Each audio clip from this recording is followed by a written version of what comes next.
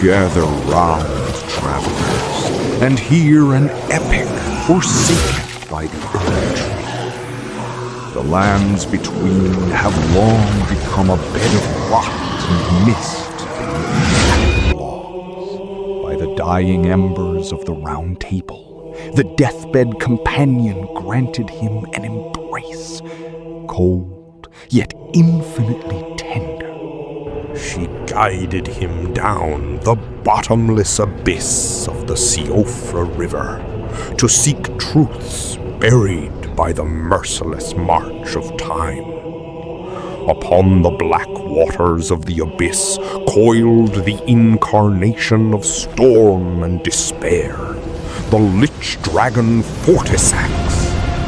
Wielding crimson death lightning, it acted as the most loyal gravekeeper, fiercely guarding the slumbering prince of death.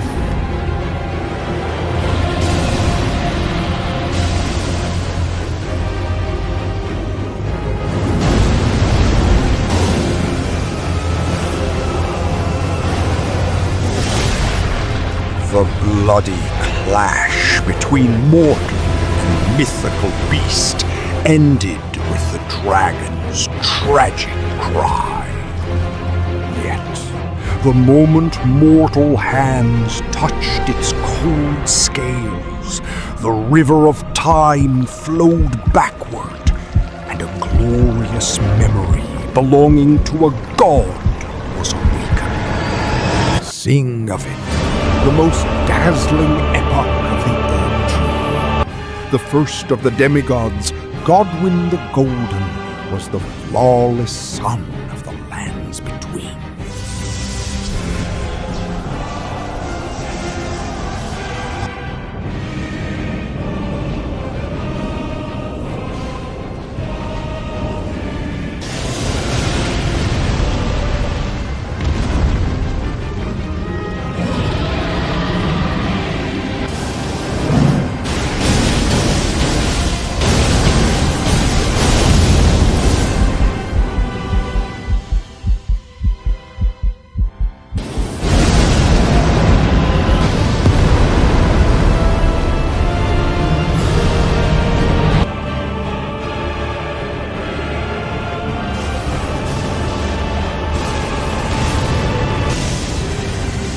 In that earth-shattering ancient dragon war, he subdued the haughty dragon with supreme divine might and noble spirit, not with cruel slaughter, but with the Lord's mercy.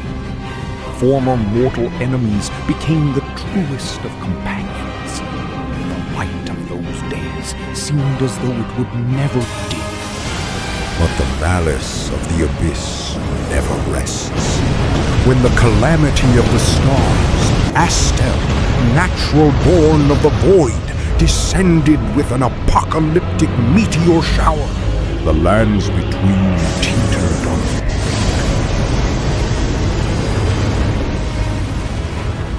Behold, Godwyn mounted the great dragon, becoming the adjudicator of lightning, golden divine punishment, and the ancient dragon's red bolts danced across the horizon. That taking strike cleaved through gravity and the void.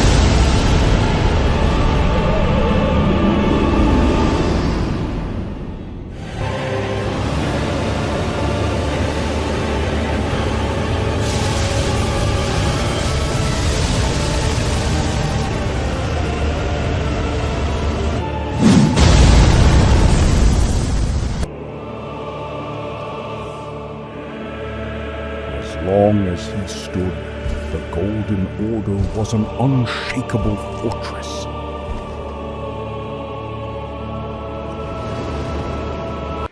Alas, even the brightest sun could not escape the snares of fate. Beneath the chilling moonlight, the venomous fangs of conspiracy were bared.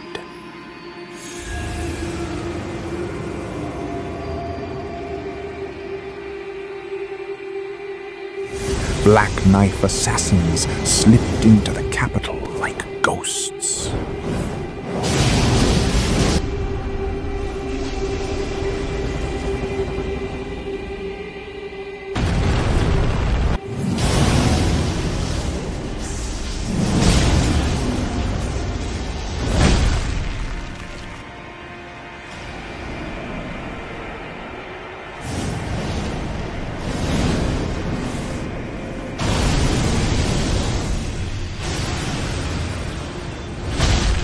The black-red flames of destined death ruthlessly pierced the undefeated war god's chest.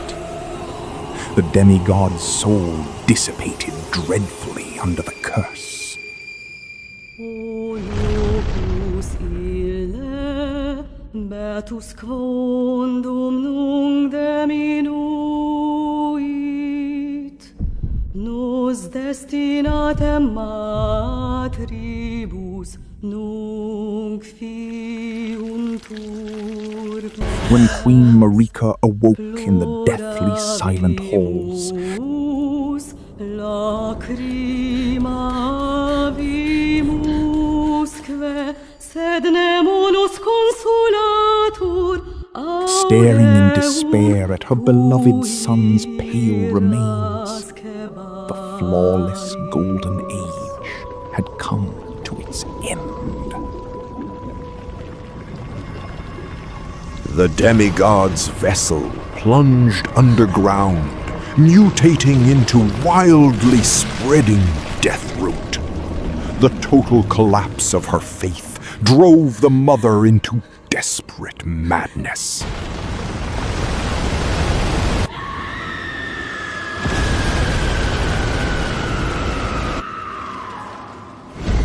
Raise the heavy stone hammer!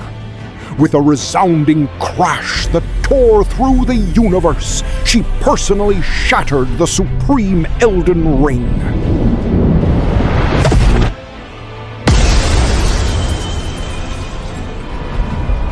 Crucifying her own body upon the fractured laws, she endures eternal punishment in the endless dark.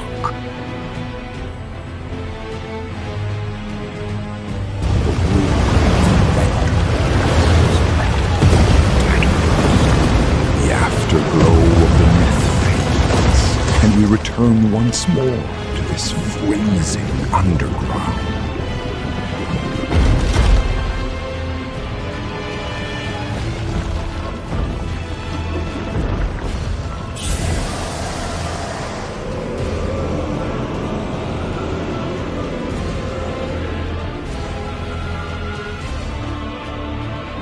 Hideous colossus, entwined in dead wood, is an abomination entirely forsaken by the gold.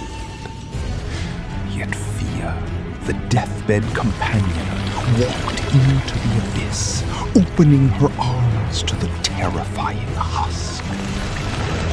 Even if you have become an evil spirit, you remain my lord. What sorrowful tenderness!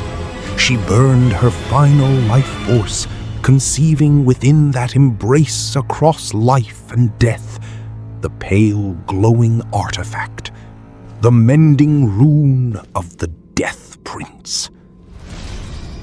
Travelers, the tale reaches its end. Since the lofty gold offers no salvation, let the nameless tarnished forge a new royal path that embraces all